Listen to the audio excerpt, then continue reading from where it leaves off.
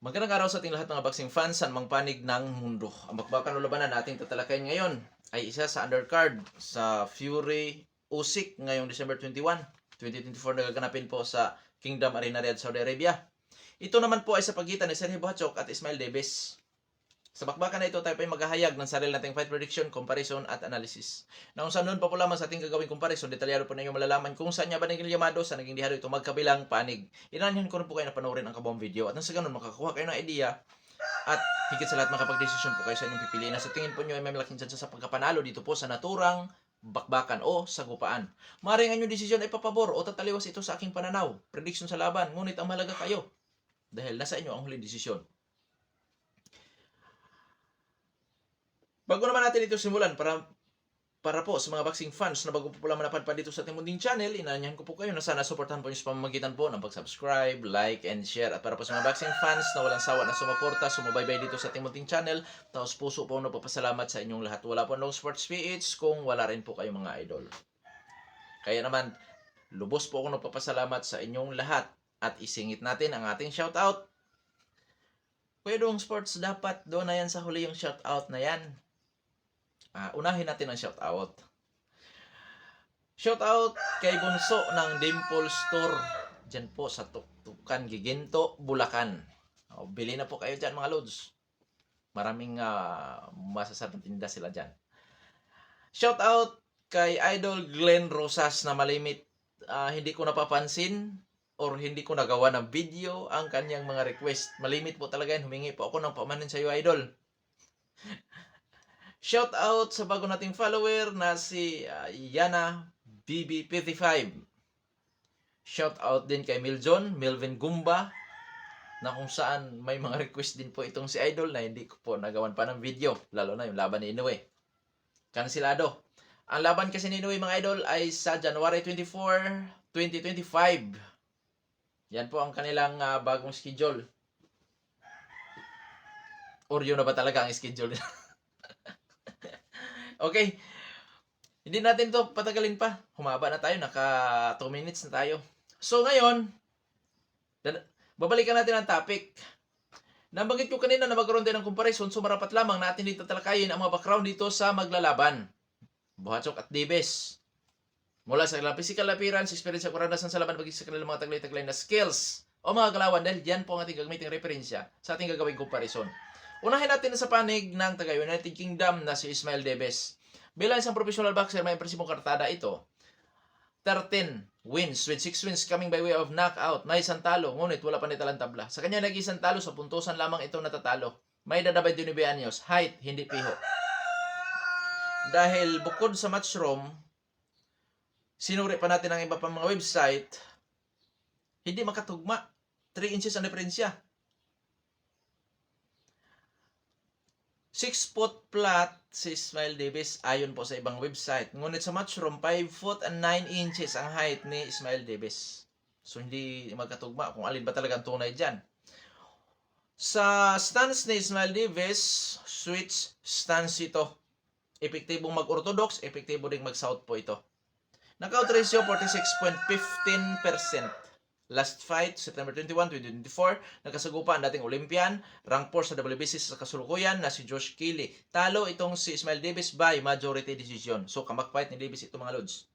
Karanasan o experience ni Ismail Davis, sinuri ko kung ito may dating lumalaban sa Olympic o amateur, wala po tayo natagpuan. So, diretso tayo sa kanyang experience bilang isang professional boxer na. Siyempre, nakasagupa niya si Josh Keely na nasa top ranking. Idagdag natin si Troy Williamson. Skills ni Ismail Davis, pangkalahatan, boxer puncher. So, ipaliwanag ko lang ng kaunti ang boxer puncher. Pwede itong mag-pressure fighter style, defensive style, lumalaban sa brulan, tututo, inside fighting, may counter-punching style. Taglay nito ang liksi, hand speed, timing, at accuracy. Bagamat mababa ang kanya knockout ratio, umabot lamang sa 46.15%, ngunit sa nakikita ko sa kanyang laban, lalo na kay Keely, heavy-handed itong si Ismail Davis. Sa kanya namang depensa, average. Pagka sinasabi natin average mga idol, hindi ito gaanong kahigpitan sa depensa. It means may mga openings na delikadong masamantala. So sa panig naman ni Serhii Bohachok ng Ukraine, bilang isang professional boxer, may impresibong kartada si Serhii Bohachok. 24 wins with 23 wins coming by way of knockout. May 2 talo, ngunit wala pang naitalang tabla. Sa kanyang 2 pagkatalo, isang beses na katikimpo ng technical knockout or knockout si Bohachok. Sa ngayon, may edad na 29 anyos, height 6 foot flat, reach 73 inches. Orthodox ang stance, knockout ratio 95.83%. Last fight August 10, 2024. Nakasagupa ang undefeated knockout artist na si Vergil Ortiz, na kung saan sa bakbakan nila nakataya ang WBC interim sa super welterweight or junior middleweight division. Talo si Serhii by majority decision sa scorecard na 113-113, 112-114. 112-114. Pero tandaan natin na sa Serhii Bohachok talagang may power na kung saan pinabagsak kanya si Ortiz. Although palitan naman sila. So sa experience ni Serhii Bohachok, nakalaban nito si Brian Mendoza, Vergil Ortiz, at may background dito sa amateur. Although hindi naman piho kung nakailang laban ito sa amateur, pero tandaan natin, pag Ukrainian, malimit po talaga yan sa amateur fights. Oo, pero hindi nga lang napipiho din ang kung ilang laban ba sa Serhii. Pero may website na nagsasabi na ito pala ay lumalaban din sa amateur. Pero siyempre, sa uri ng kanyang kinalaban, tulad ni Brian Mendoza at Vergil Ortiz, ay talagang nakapagbibigay ito sa kanya ng magandang karanasan. Kasi itong si Brian Mendoza, although tinalo yan ni Serhii Bohachok by unanimous decision, pero yan po ang tumalo kay Datawer Empierno na si Sebastian Fundora by knockout. Na kung saan, itong si Brian Mendoza, napalaban din siya kay Tim Tszyu. Although tinalo siya ni Tim Tszyu by unanimous decision. At si Tim Tszyu naman ay tinalo naman ni Tower Inferno, Sebastian Fundora by decision, kung di ako nagkakamali. So magandang karanasan po. Yun para kay Serhii Bohachok. At siyempre, ang mapalaban din sa kapwa niya knockout artist na si Vergil Ortiz. So sa skills na taglay-taglay ni Serhii Bohachok, nung una kong paghahayag sa kanyang skills, pressure, so abante. Pagkawala ng jab, 1-2 combination, at malimit na lumalaban ito sa inside fighting or mid-range sa suntukan, brula na suntukan or 2-2 na bakbakan, volume puncher with power. Pero nung laban niya kay Vergil Ortiz, doon ko nakita na nag-pressure siya, defensive style, brawler style, counter punching style. So, boxer puncher. Oo, ang nakikita ko sa kanyang huling performance, mga lods. So, boxer puncher para sa akin. Itong si Serhii Bohachok. Pagdating sa depensa, average lang din po ang kanyang depensa. Pagka sinasabing average, may mga openings po yan na delikadong masamantala. So, dadako na tayo sa ating gagawing comparison. So, sa ranking muna tayo. Unahin natin sa BoxRec. Out of 2,121 ka mga boksingero na lumalaban sa Super Welterweight Division, pang-8 si Serhii Bohachok. Si Ismail Davis naman pang-39. So, malayo ang agwat, mga lods, dito sa BoxRec. Ngayon, sa boxing scene naman tayo. Rank 2 sa WBC si Bohachok, rank 14 sa WBO. Samantalang si Ismail Davis, hindi ko po nakita ang kanyang pangalan sa rank 1 to 15 sa 4 major title belts dyan sa boxing scene. So, advantage po yan kay Serhii Bohachok. Ngayon, dadako naman tayo sa physical na appearance. Malay natin, may laban si Bohachok dito. O si Ismail Davis. Kasi lamang nga si Bohachok sa rankings. Parehong 29 anyos ang dalawang maglalaban. Pagdating sa height, reach, power, kung sino po ang may advantage.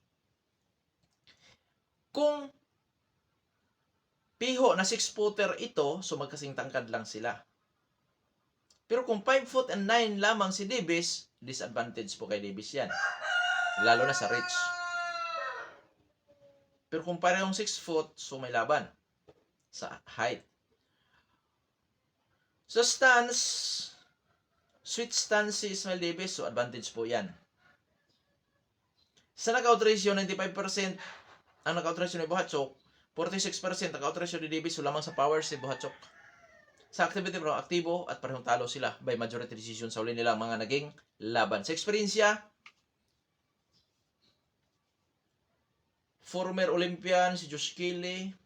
Tapos nakasagupa naman ni Sir Bochok si Brian Mendoza na dating World Title Challenger. Dagdag pa natin si Beryl Ortiz. So, masasabi kong 55-45 kung atin niyang i-convert sa percent ang kanilang experience. In favor of Sir Bochok, 45% para kay Davis, 55% para kay Bochok. Doon po sa experience. Sa skills, parehong boxer-puncher. So, 50-50 po yan. Lamang, i-describe ko ng kaunti, si Sir Bochok po ay volume puncher with power. Si Ismael Davis naman, maliksi. Marami din yung bumabato na suntok.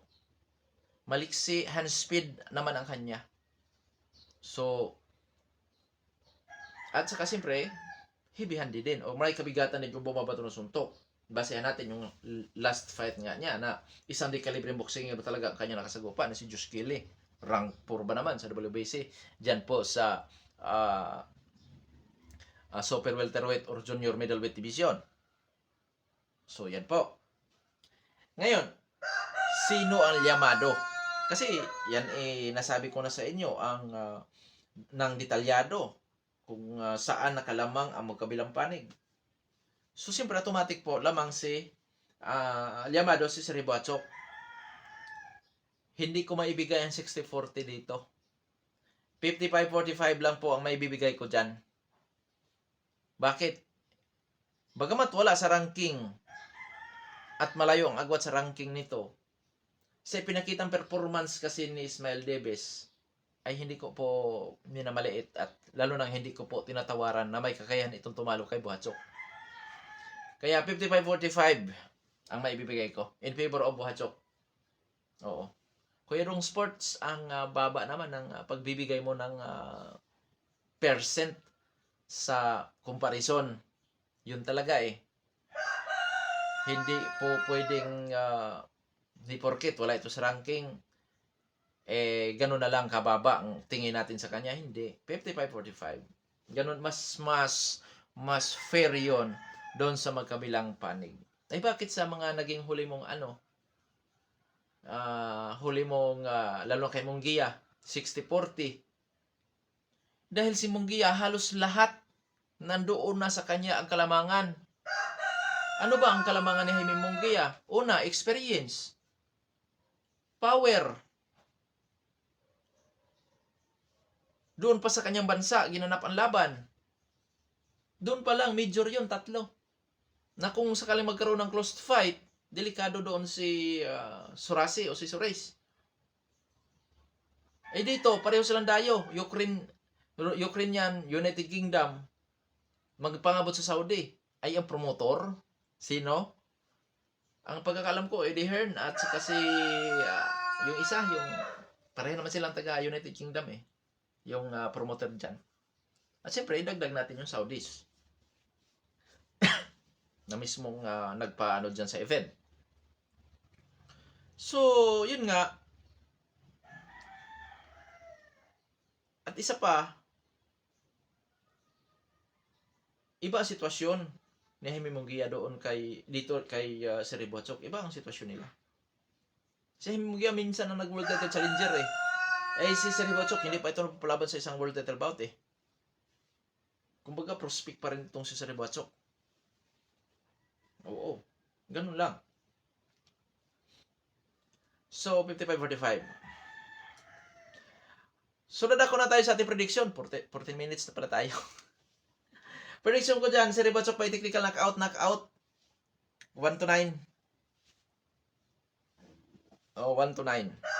Gamit ang kanyang power, pagkabulang puncher, posible niyang mapuruhan si Ismael Davis. Ngayon, kung di man niya magawang may knockout si Davis, dahil hindi naman sa lahat ng pagkakataon na ang knockout artist ay lagi na lang mang knockout, hindi naman lahat yan, hindi lahat ng pagkakataon makakakuha ng knockout win yan. Lalo na, katulad ng laban nila ni Beryl Ortiz, pareho silang knockout artist, ay naway pa rin sa puntusan. Paano? Lalo na ito. Napoposibleng hindi sasabay si Ismael Davis kay Bochok.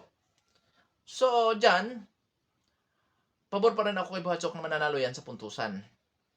So, ibig sabihin, knockout o puntusan, pabor ako kay Bochok na mananalo yan. Pero mas ano ako sa knockout kasi mas exciting yon kasi nga hindi ko nakita ang kahinaan din nitong si Ismail Davis kung paano yan in-knockout ni Bohachok. Pero yun nga, pabor ako sa puntusan or knockoutan para kay Sir Bohachok. So, yan po ang aking official prediction. Pabor ako kay Bohachok. Ngayon, dahil sa hindi naman lahat naniniwala sa ating prediction, ngayon sa panig naman nitong si Ismail Davis, paano ba ito manalo? Manalo kaya ito? Siyempre, may tsansa na manalo. Hindi porkit dihado ito ng 5%, walang tsansa manalo. Yung 60-40, 60-30 nga, nananalo pa. Ito, paano na ito? 55-45 lang. So, may tsansang manalo ito, mga lods. Sa paanong paraan? Gamit ang kanyang hand speed, liksi, skills, posible ito manalo by unanimous decision or split decision. Oo. Wala ba sa manalo by knockout itong si Ismail Davis? Mayroon. Gamit ulit ang kanyang hand speed. Posible niya mapuruhan si Sir Bohachok. Posible niyang mapuruhan si Bohachok. Hindi naman gaano kahigpitan sa depensa si Bohachok ay kung yung hand speed nitong si Ismail Davis. Hindi porkit hindi na knockout si Sir Bohachok sa kanyang laban kay Brian Mendoza at Beryl Ortiz, walang tsansang manalo by knockout si Davis. Hindi ganun dito sa boxing. At isa nga sa ating example dyan, si Jaime Munguia Sino mag-aakala na ang may 16% na knockout ratio ay makapagpa-knockout sa isang knockout artist? Na kung saan halos lahat nandoon na ang kalamangan. Ay paano ito? Mas mataas na dihamak ang knockout ratio na itong si Davis. Isang suntok lang din ang kailangan ni Davis. Makapuro ito. Delikado din si Sir Bohachok. At syempre, sa mata ng maraming fans, upset ang tsansa ni Davis. Pagka manalo ito, na-upset si Bohachok. Ganon ang sasabihin. Pero, pwedeng ganon. Pwedeng sabihin natin, ang pinakaano ni Davis ay maka-upset kay Bohachok. Pwedeng ganon. Dahil nga, siyempre, ang nakalaban naman ni Sir Bohachok ay dating world title challenger at isa pang ang panghuling laban nga, although kahit tinalo siya ni Beryl Ortiz is napakatindi naman ang labanan na yon. Kaya masasabi natin may yung upset sasang-ayon na rin ako na upset win ang tawag doon kung manalo itong si Davis. Pero may chance talaga itong manalo, mga idol, sa tingin ko kasi nga yung kanyang moves kasi ay unpredictable. Yan ang isa sa ko doon. Kaya kabang-abang na laban ito at exciting na bakbakan ito, mga idol.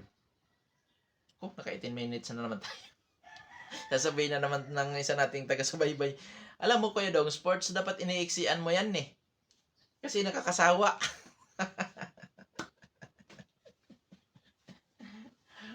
Pasensya ka na Lods. Ganun talaga Okay. Isingit ulit natin.